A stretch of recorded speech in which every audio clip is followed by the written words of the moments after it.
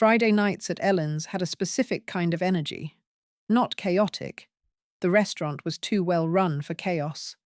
But full. Pressurized. Every table occupied. Every server moving with that particular efficiency that looks effortless from the outside and costs everything on the inside. The kitchen was loud behind the closed doors. The bar was 3 deep. The candlelight that felt romantic on a quiet Tuesday felt almost frantic on a Friday, flickering against all that movement, all that noise, all those people performing their best versions of themselves over plates they would charge to company cards. Maya was on her 4th hour of a 6-hour shift, and she was holding it together the way she always held it together, with her jaw set and her order pad ready and the small, private knowledge that she was better at this than most people would ever give her credit for. She was crossing from the service station toward table 9 when the front door opened. She didn't hear it over the noise. She didn't see it happen. She just felt it. The way you feel a drop in temperature before you understand that a window has opened somewhere. The way the body registers a threat before the mind has caught up with the language for it. Her feet slowed. Her eyes moved toward the entrance without her permission. And there he was. Damien. With 3 friends she half recognized. Men who laughed at his jokes and validated his opinions, and had never once, in the years she had known them, pushed back on a single thing he said. They were loud already, the loosened collar, second drink of the evening kind of loud. Damien was scanning the room the way he always scanned rooms, with ownership, with the assumption that whatever he found in them was already his. His eyes found her in 4 seconds. He smiled, not warmly, not with the ghost of something that used to be between them, with the flat, satisfied smile of a man who had been hoping for exactly this and had just received it. Across the restaurant, at table 2, a coffee cup was set down very quietly. Maya did what she had trained herself to do. She kept moving. She delivered the drinks to table 9 with steady hands and a smile that cost her more than anyone in that restaurant would ever know. She took a breath at the service station. She reminded herself of what she had told herself every morning for the last 6 weeks, that she had chosen this, that there was dignity in this, that his opinion of her job had never once been her responsibility to carry. She was still reminding herself when she heard him. "Oi, look, look, look." His voice carried the way voices do when they want to be heard, when volume is the point. "Everyone, this is my ex, Maya." A pause for effect, for the performance of it. "She dumped me, said I didn't respect her enough." He laughed. His friends laughed. "Now she serves food to rich people. That's the upgrade, everyone. That's the glow-up." The table nearest to him went uncomfortable, in the way that people go uncomfortable when they witness something they wish they hadn't. Shoulders pulling in, eyes dropping to plates. The collective human instinct to make yourself small when someone else is being made smaller. Maya stood completely still. The dread that moved through her was not the sharp kind. It was the slow, thick kind. The kind that settles in the stomach and stays there. The kind that feels like confirmation of every small voice that had ever told her she was one wrong step from being exposed as exactly what people like Damien had always said she was. She watched him raise his phone. She watched him press record. And she thought, with a clarity that surprised her, he came here to do this. He planned this. This was never about dinner. "Come on, give us a smile," he said, pointing the camera directly at her face. "Show everyone what you've been up to since you left the penthouse." Somewhere behind him, a chair moved. The sound was small, deliberate. The specific sound of someone standing up slowly, without urgency, without any performance of intention whatsoever.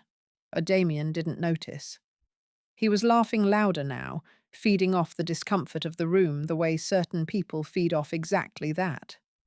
The unease of others as proof of their own power. He turned the camera slightly, panning across the section, letting his followers see the restaurant, the uniform, the context he had constructed around her to make her feel small inside it. 4 years, he said to the camera with that smile. 4 years. And you're done. The voice came from directly behind him. Low, completely level.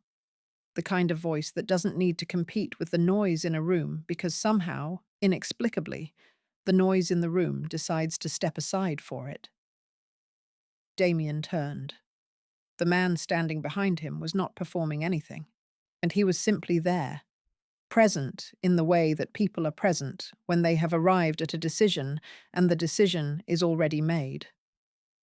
He reached out with one hand, not aggressively, not with a single wasted movement, and he took the phone. Not snatched. Took. Like it was already his right. Damien opened his mouth. The man looked at him with an expression that was not anger. It was something quieter and more final than anger. It was the expression of a person who has assessed a situation completely and found it beneath them, but has chosen to resolve it anyway, as a courtesy, on someone else's behalf. Damien closed his mouth.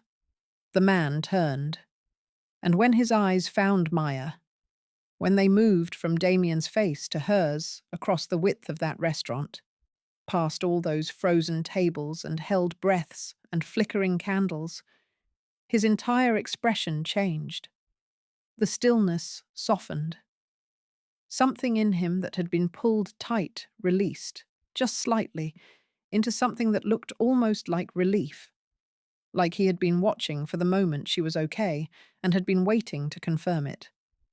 His voice, when he spoke, was casual, easy, like they were the only two people in the room and the rest of it was just backdrop.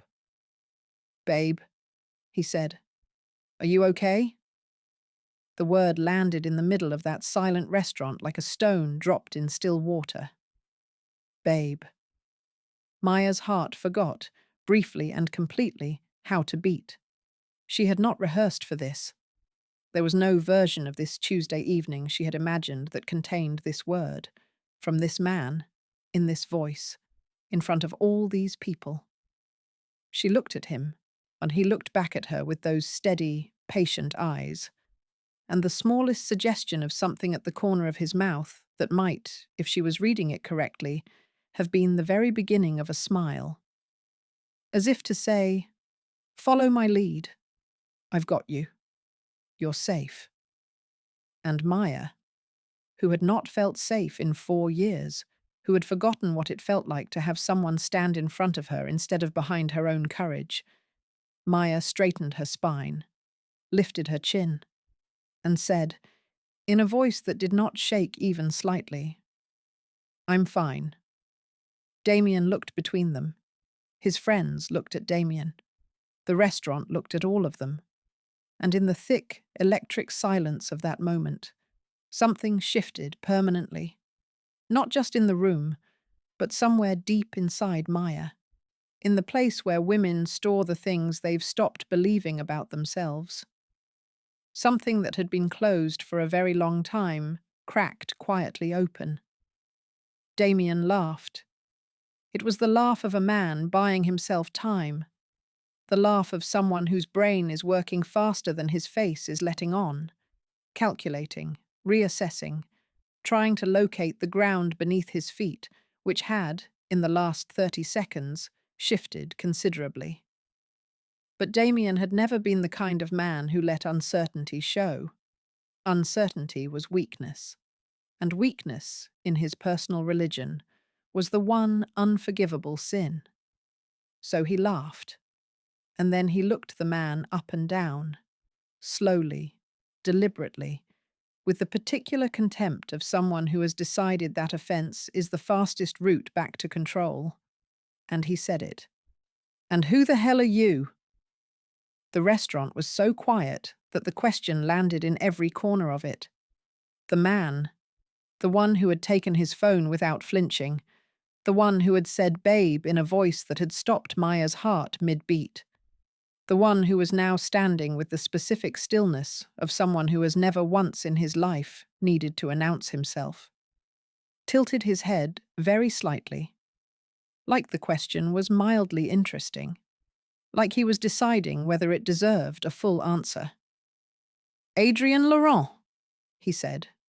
He said it the way you state a fact about the weather, evenly, without decoration. And then the room reacted, not loudly, not all at once. It moved through Ellen's the way a current moves through water, a shift at one table, a glance exchanged at another.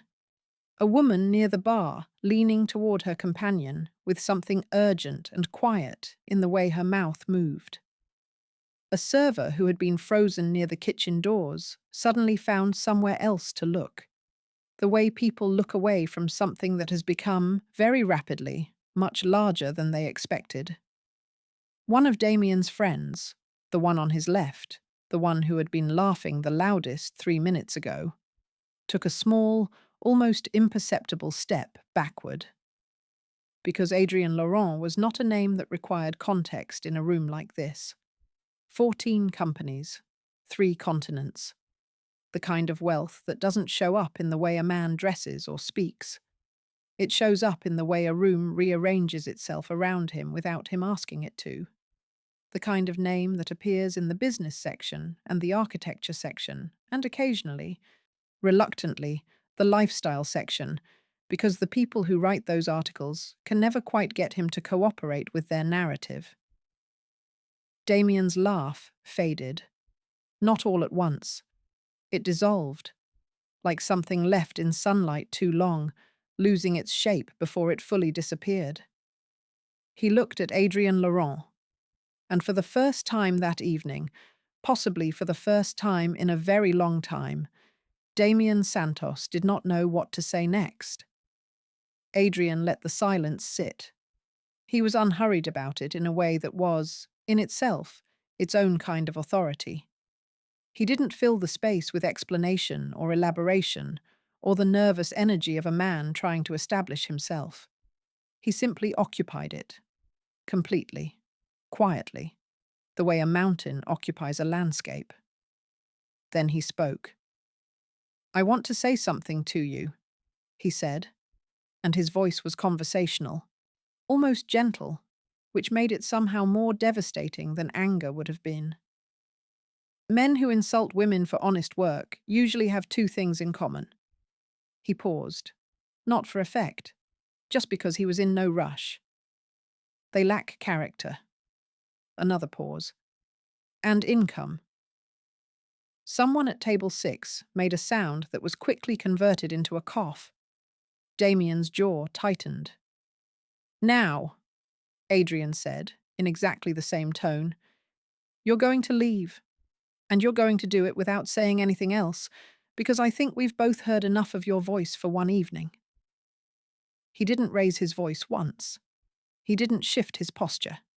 He didn't move toward Damien, or crowd his space, or perform a single second of the kind of chest-forward aggression that men like Damien understood and knew how to meet. He simply stood there and spoke the truth plainly, and the plainness of it, the complete absence of theatre, was what made it land the way it did, like a door closing, final, quiet, irrevocable. And then, without looking away from Damien, Adrian took one small step backward until he was standing beside Maya, and his hand, briefly, barely, with the lightness of something that could almost be called accidental, came to rest against the small of her back. It lasted 3 seconds, maybe 4. It was nothing measured in time. It was everything measured in what it meant, the language of it, the wordless, unhesitating declaration of it. She is not alone. She has never been alone in this moment. And you should know that. Maya felt it move through her like the first warm thing after a long cold. That one touch, that single quiet point of contact. It felt like protection, real protection.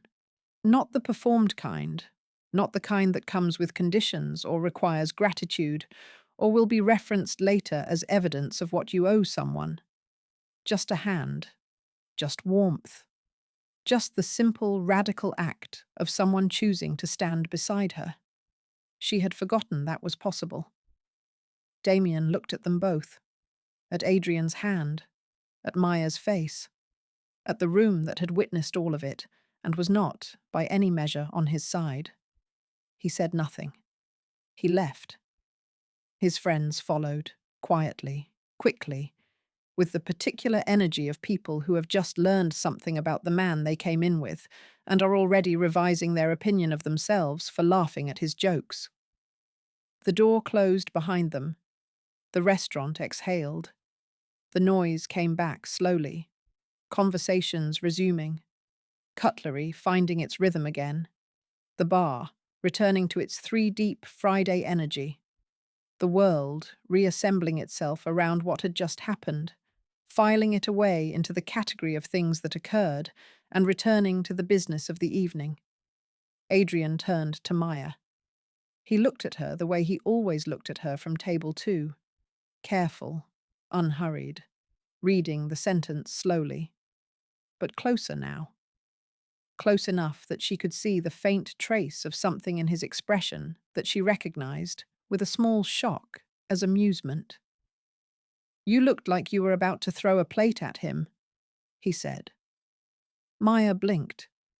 Of all the things she had expected him to say in the 15 seconds following the most surreal moment of her adult life, it was not that.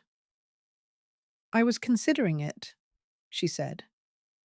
It came out before she could decide whether to say it, honest and dry and entirely her. And the moment it landed, she felt the absurdity of the last 10 minutes arrive all at once, crashing into the relief, and something in her chest loosened in a way that felt dangerously close to laughter. Adrian Laurent smiled. Not the polished, public-facing smile of a man who has learned how to perform warmth for rooms full of people. Something smaller than that. Something that felt like it belonged only to this specific moment, this specific conversation, this specific woman standing in front of him with an order pad still tucked into her apron and her heart still finding its way back to its normal rhythm. They laughed, both of them, quietly, together, and in the candle-lit wreckage of a Friday night that had tried its best to break her. Maya discovered something unexpected, something she would not have words for until much later, when she was home and the shift was over and the silence gave her room to understand it. She had not felt this light in 4 years. She had not felt this scene in longer than that. And the man who had done it, who had stood beside her without being asked, who had taken a phone and returned her dignity and made her laugh in the same 10 minutes, was looking at her now like the evening had gone exactly as he'd hoped. Like Tuesday had finally, after all these weeks, given him exactly what he came for. He came back the following Tuesday. Maya had told herself she wasn't watching for him. She had told herself this with some conviction on Monday evening, and with slightly less conviction on Tuesday morning. And by the time the lunch shift started, and she found herself glancing toward the entrance with a frequency she could not entirely justify, she had stopped telling herself anything at all, and simply accepted that she was, in fact, watching for him. He arrived at 7:30, same table, same jacket, a different one, but the same quiet fabric, the same absence of performance. He sat down with the ease of a man returning somewhere familiar, and when she came to take his order, he looked up at her with those steady, reading slowly eyes and said simply, "How was your week?" Not the usual, please. Not a glance back down at the menu. Just that. Direct and genuine, and entirely without the self-consciousness that most people bring to a first real conversation with someone they don't yet know how to place. Maya looked at him for a moment. "Long," she said. "That's honest." "You asked an honest question." He smiled, and she took his order and walked back to the service station and stood there for 3 seconds longer than she needed to, looking at nothing in particular, aware of something she hadn't been aware of in a very long time, the specific, inconvenient electricity of being genuinely interested in another person. It became a rhythm after that. Tuesdays. Always Tuesdays. And sometimes Thursdays, which he didn't acknowledge and she didn't mention. Long conversations that stretched past the point where the coffee was finished and the plate was cleared, and by any reasonable measure he had no remaining reason to still be sitting there. Eye contact that lasted a beat longer than necessary, not aggressively, not with any agenda she could name, just with the particular attention of someone who was listening to more than the words. Light, teasing that arrived out of nowhere, and landed with a precision that told her he had been paying attention since long before Friday night. He remembered things, small things, the customer she had mentioned who always sent the salmon back, the novel she had described reading on her break, the way she took her own coffee. Strong, no sugar, because I'm already sweet enough, she had said once, and he had laughed, and she had filed that laugh away somewhere private and important. She was not falling. She was being very careful not to fall. She was, however, standing very close to the edge and finding the view from there considerably more interesting than she had anticipated. The Thursday that the other man appeared, Adrian was at his usual table with a report open in front of him that he had not looked at in 40 minutes. The man at table 8 was the handsome kind of obvious. Broad shoulders, practiced smile, the confidence of someone who had been told yes enough times to assume it was the default. He had been in twice before. He had tipped well. He had decided, apparently, that this entitled him to something. He caught Maya's wrist as she reached for his empty glass. Not hard, not violently. The casual, entitled catch of a man who had never once considered that his touch might not be welcome. "Hey," he said, smiling up at her. "I keep coming back, and you keep not giving me your number. Starting to think you're playing hard to get."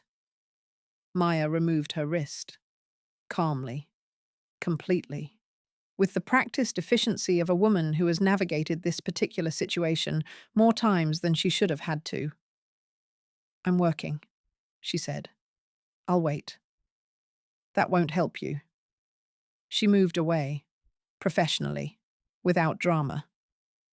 From table 2, Adrian had closed his report. He didn't stand up. He didn't cross the room. He simply watched, with the particular stillness of a man exercising considerable restraint, until the man at table 8 had paid his bill and left. And then he watched Maya move through the rest of her section with the quiet competence that had been one of the first things he had noticed about her, back when he was still pretending he came on Tuesdays for the food. When she came to clear his table, he looked up at her. "You handled that well," he said. "I've had practice," she replied, and there was something in her voice that was not quite bitterness and not quite humor, and lived in the tired, knowing space between them. Adrian looked at her for a long moment. "You shouldn't need the practice," he said quietly. She didn't answer, but she heard it, and she carried it with her for the rest of the shift like something warm tucked into a coat pocket. The video went up on a Saturday. Damien had edited it, added a caption, added a filter that made the restaurant look dimmer and less distinguished than it was, which Maya understood was deliberate. The whole architecture of it designed to make her look small inside a small place.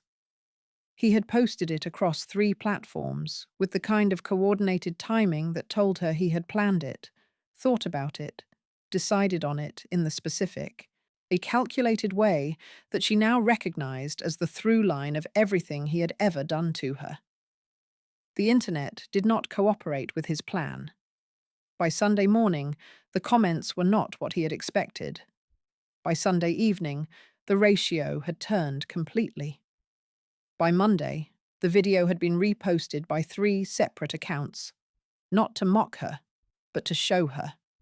Her composure, her stillness in the face of his camera, the way she had stood in the middle of that restaurant without flinching, without shrinking, without giving him a single frame of the humiliation he had come there to capture. She's the one who got out. Respect. The dignity in her face when he's pointing that camera. That's not a woman who lost. That's a woman who already won. Can we talk about the man who stepped in, though?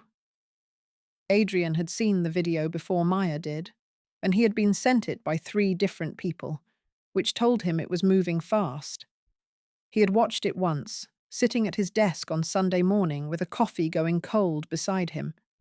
And the thing he felt watching it was not exactly anger. Anger was too simple for what moved through him.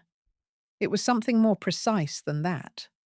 The particular, focused fury of a man who has watched someone be treated as less than they are and knows, with complete certainty, that they are worth considerably more. He called no one. He posted nothing. He did not, despite several impulses to the contrary, locate Damian Santos and deliver a more permanent version of Friday's conversation. Instead, he went to Ellen's on Monday, not a Tuesday, not a Thursday, just a Monday, because he had decided that some things don't wait for their scheduled day. She was on her break when he arrived. He asked to wait. When she came out and found him at table 2 on a Monday evening, she stopped in the doorway of the service corridor and looked at him with an expression that was equal parts surprised and carefully guarded, the look of a woman who has learned to check the weight of unexpected things before she lets herself feel them. He turned his phone toward her. The video. "I wanted you to see the comments," he said. "Not I saw the video. Not are you okay? Just, I wanted you to see what they actually said about you." She read, slowly, standing in the doorway of the service corridor in her work apron, reading strangers on the internet describe her dignity back to her. When she looked up, her eyes were bright in a way that she was visibly, determinedly refusing to let spill over. Adrian looked at her steadily. He thought humiliation was power, he said. He forgot that dignity travels faster. Maya pressed her lips together, nodded once. The nod of a woman absorbing something she needed without allowing herself to need it too visibly. He wanted to say more. He wanted, if he was being truthful with himself, and Adrian Laurent had always made a private practice of being truthful with himself, to say considerably more. But he understood her well enough by now to know that she was not a woman who wanted to be rescued from her own processing. She needed to arrive at things herself. She needed the territory of her own conclusions. So he waited, and she was grateful for it in the way she was always grateful for the things he didn't say. The rain started on a Thursday, not dramatic rain, the quiet, persistent kind that arrives in October and settles in like it's planning to stay. Maya's shift ended at 11. She came out through the side entrance with her coat half on and her bag over one shoulder, and her breath making small clouds in the cold air. And she stopped. Adrian was leaning against the wall beside the entrance, collar up against the rain, hands in his pockets. He looked, for all his money and his companies and his name that rearranged rooms, like a man who had simply decided to be somewhere and had seen no reason to make a production of it. She looked at him. "You waited," she said. "The report was boring," he said. She almost smiled. She was getting better at almost smiling at him and pretending she wasn't. They walked, not toward anywhere in particular, just along the wet pavement, under the amber wash of streetlights, the city quiet around them in the way cities go quiet, late on a Thursday, when the weekend hasn't arrived yet, and everything is still in the held breath space between. He was the one who spoke first. "You deserve more than this place," he said, softly, not as a criticism of where she worked or what she did. She understood that immediately, as an observation, about capacity, about ceilings that had been placed over her by circumstances and people, and a version of her life that was already ending. Maya walked 2 more steps before she answered. She had thought about this, not this specific conversation. She hadn't known it was coming. But this specific question, the one that lived underneath his words. What do you want, Maya? Not what have you survived? Not what have you settled for? What do you actually want? Maybe, she said, but I'll build it myself. She said it simply, without defiance, without the need to prove anything or perform her independence for his benefit. Just the clean, quiet truth of a woman who had decided, somewhere in the 6 weeks since she had walked out of Damien's apartment on a cold Wednesday morning, that the next thing she built was going to have her name on it, her hands in it, her choices all the way through it. Adrian stopped walking. She stopped too, turned to look at him. He was looking at her with an expression she hadn't seen on his face before. Not the careful, reading slowly look. Not the controlled, boardroom stillness. Something more unguarded than either of those. Something that had arrived without his permission, and that he was, she could see, not particularly trying to hide. He smiled. Not small this time. Full. Warm. The kind of smile that arrives when a person says exactly the right thing, and you didn't know until they said it, that it was the thing you had been hoping to hear. "I know you will," he said. The rain came down around them, quiet and persistent. And Maya, standing on a wet pavement at 11 o'clock on a Thursday night, felt something she recognized with a shock of clarity as the particular, terrifying, wonderful feeling of a door swinging fully irreversibly open. She had told exactly one person about the cafe. Her colleague Priya, on a slow Wednesday afternoon 3 months ago, during the kind of conversation that happens between two people who have worked enough shifts together that the truth starts coming out naturally, the way it does when your guard is down and your feet hurt and there is nobody performing for anyone. Maya had described it quietly, almost apologetically. The corner location she had been mentally placing it on for 2 years, the menu she had constructed in her head on the long bus rides home, the name she had chosen and never said out loud to anyone, because saying it out loud made it real, and real things could be lost. The Rooted Cup. Priya had said it was a beautiful name. Maya had changed the subject. She had not told Adrian, not directly. But she had learned, over the weeks of Tuesdays and Thursdays, and one unexpected Monday in the rain, that Adrian Laurent listened to more than the words. He collected the details she offered without thinking. The way she described the light in the mornings before the restaurant filled up. The way she talked about coffee not as a product, but as a ritual. The way her voice changed when she talked about the neighborhood 2 streets over where an empty corner unit had been sitting with a for-lease sign for 4 months. He had said nothing at the time. He had been adding things up. He brought it up on a Tuesday evening when the restaurant had thinned to its last few tables, and the kitchen was winding down, and the particular quiet of a place approaching closing time had settled over everything like an exhale. He slid a folded piece of paper across the table toward her. She looked at it, then at him. "Open it," he said. She opened it. It took her a moment to understand what she was reading, and then it took her another moment to understand the number on it. And then she set it down very carefully on the table, the way you set down something that might shatter if handled wrong.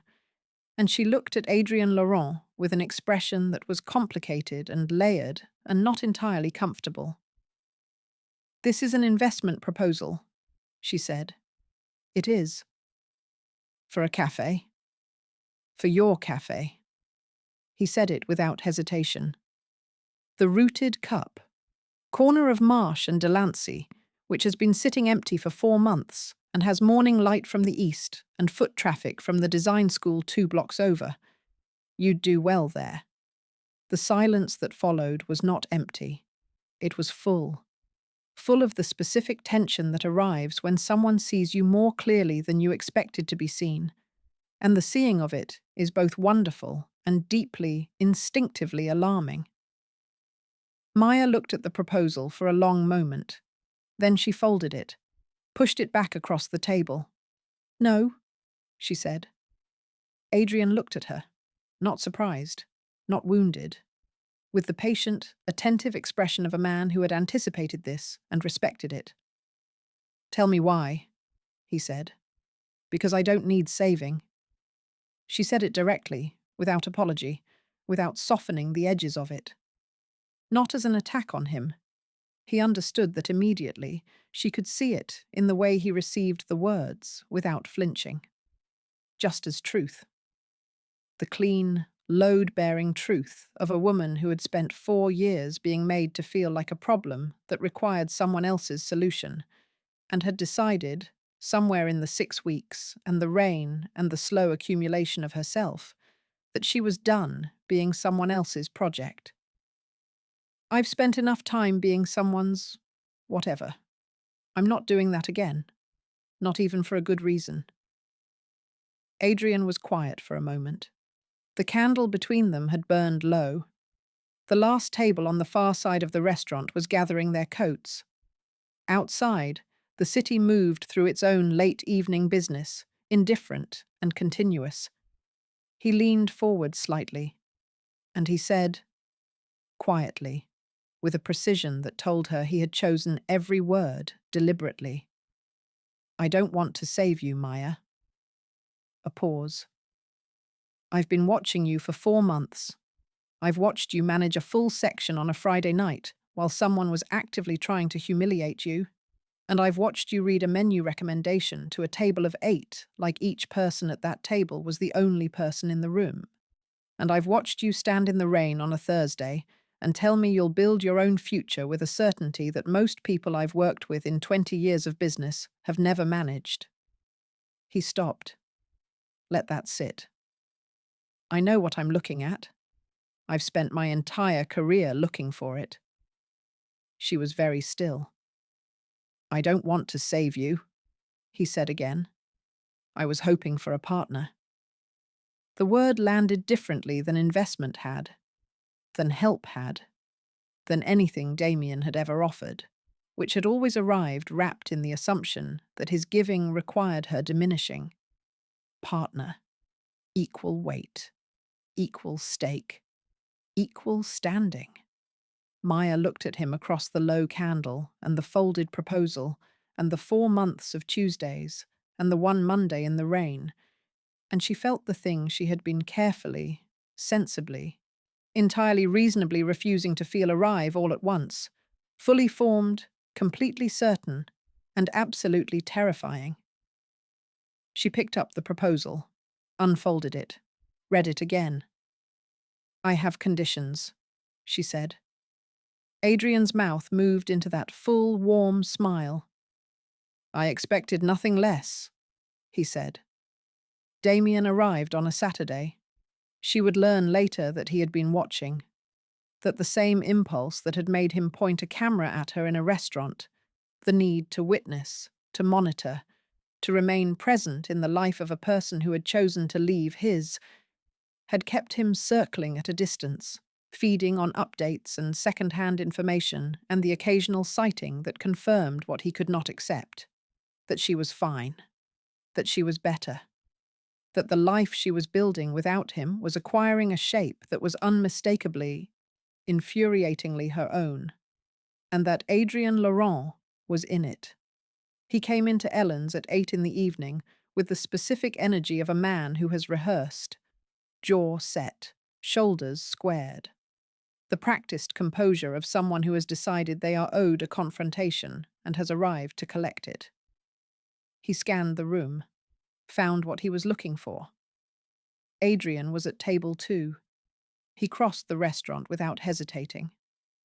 Maya saw him first. She was at the service station, and she felt it. That same drop in temperature, that same animal awareness.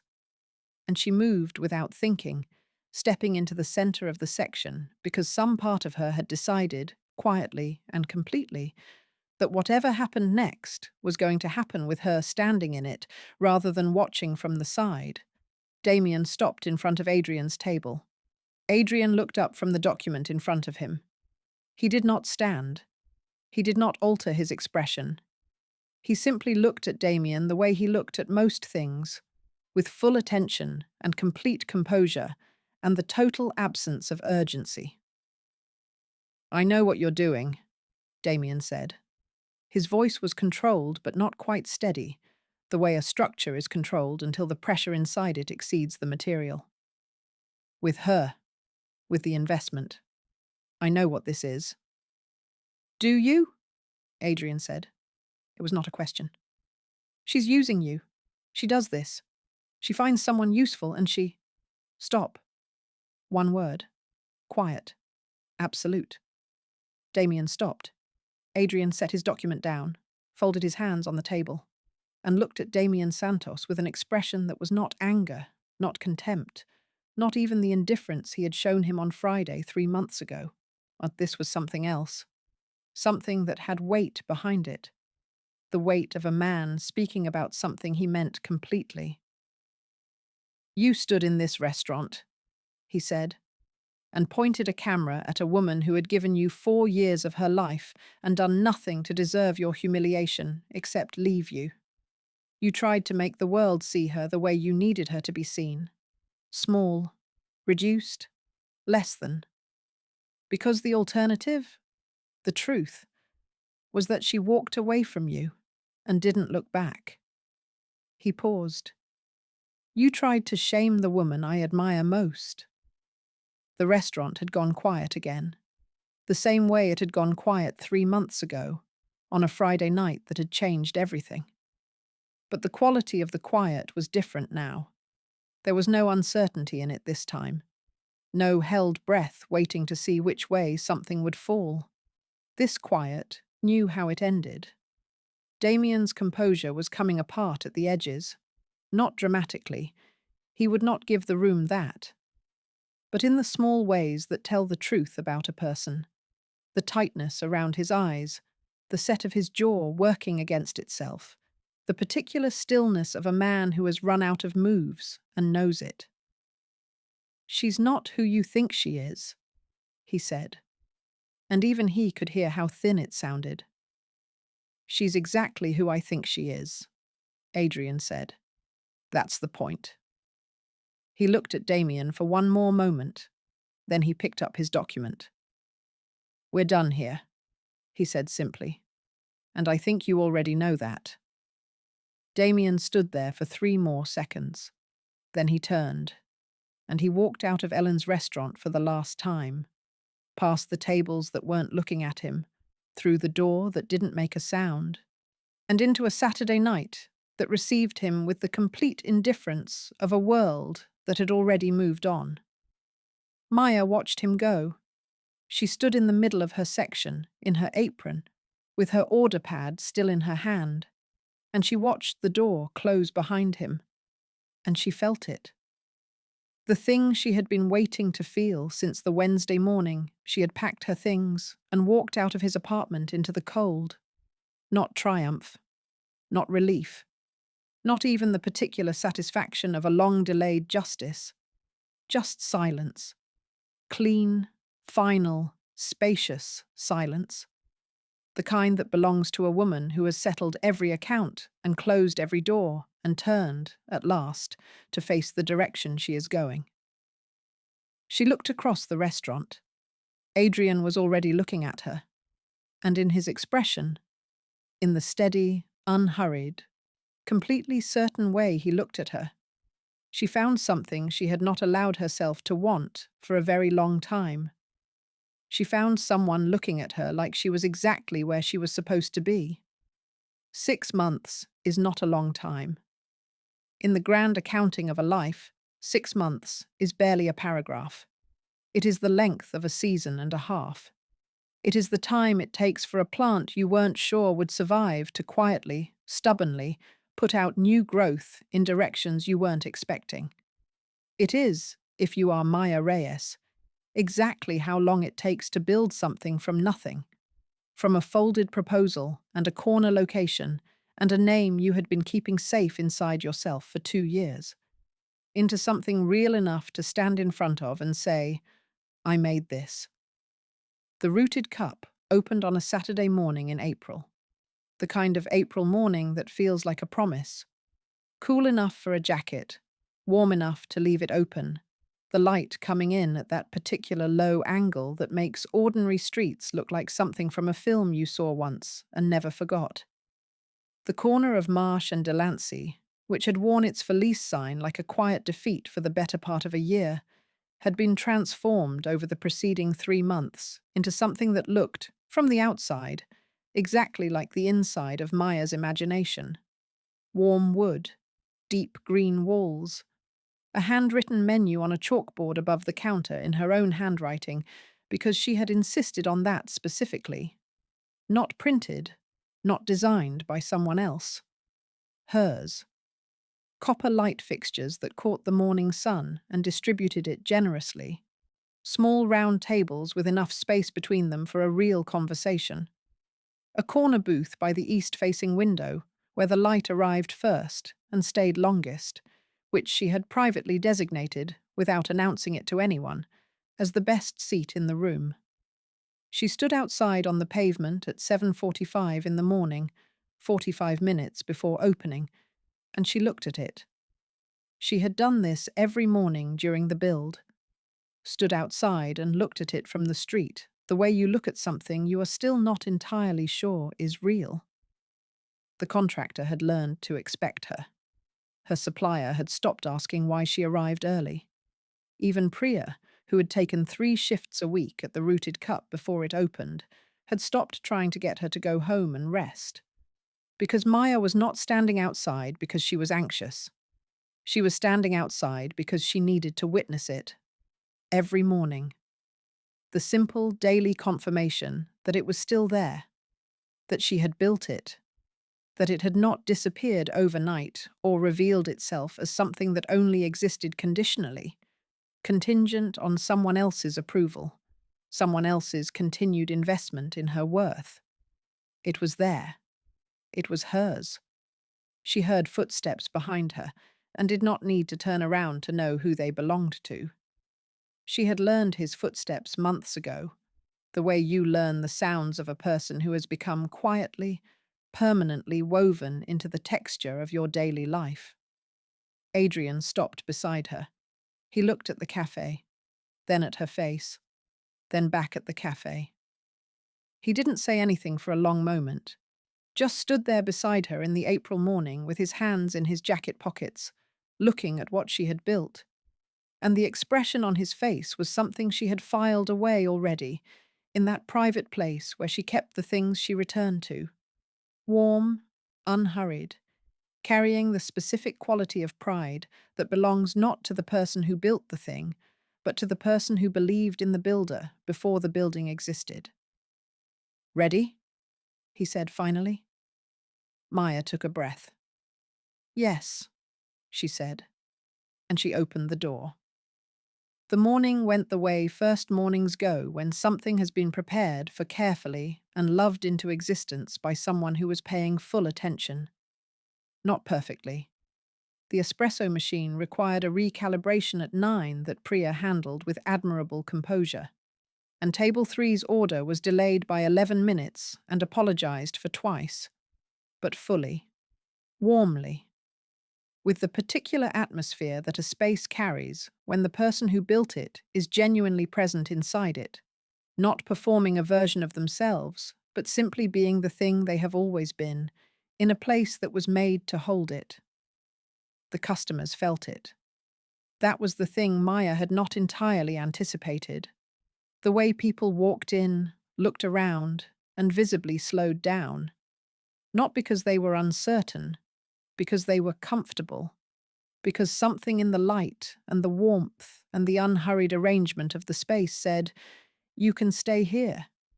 There is no rush. You are not inconveniencing anyone by taking your time." She had not designed that consciously. It had simply come out of her, the way things come out of people when they build from the inside rather than from a brief. Adrian stayed all morning, not conspicuously. He sat in the corner booth by the east window with his laptop open and his coffee slowly going cold, the way he always let his coffee go cold when there was something more interesting to pay attention to. He answered emails. He took one phone call outside, briefly, and came back. He did not hover. He did not insert himself into any moment that was hers to have alone.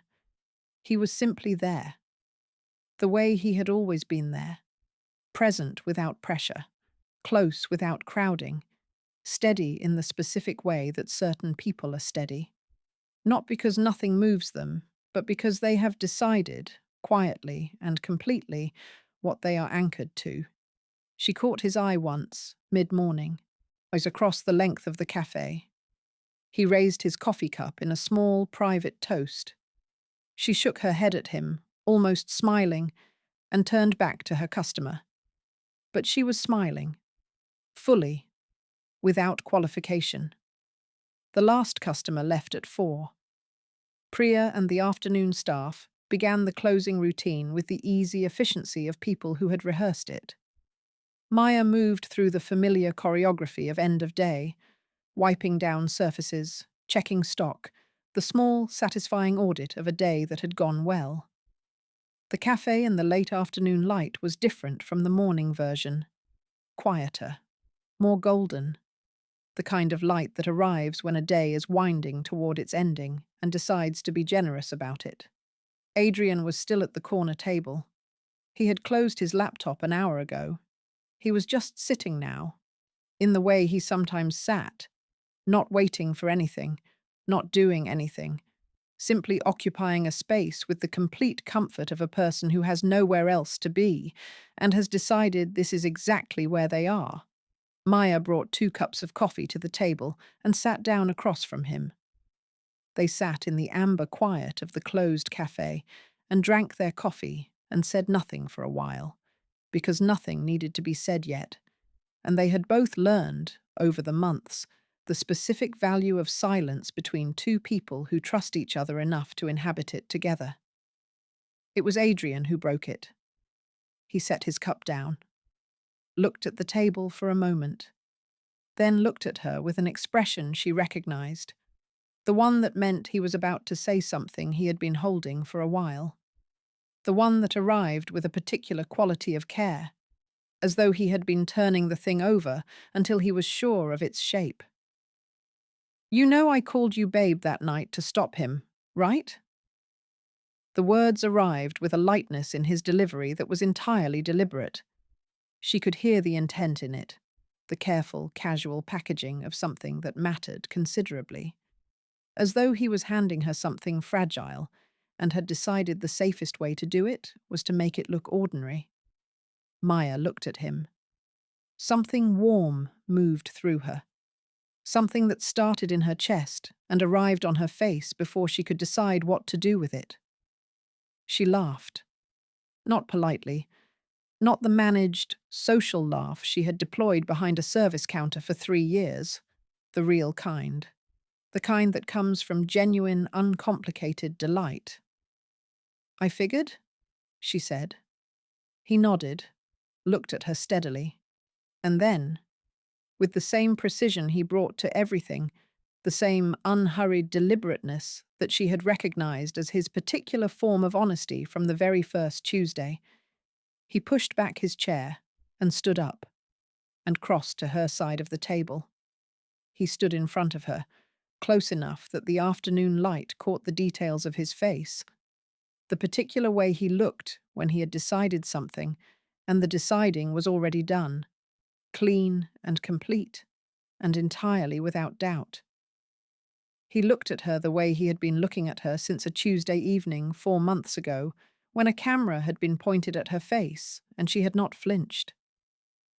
"But I've been meaning it ever since," he said.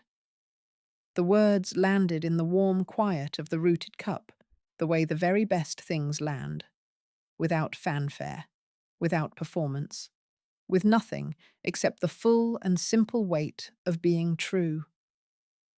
Maya looked up at him, at the man who had stood beside her without being asked, who had taken a phone from a coward's hand and returned her dignity in a single sentence, who had waited in the rain on a Thursday and listened when she said she would build it herself and said, "I know you will like it was the most obvious thing in the world," who had offered her partnership when the world had only ever offered her conditions, who had watched her open her cafe this morning from a corner table with a cup of cold coffee and an expression that she would remember for the rest of her life.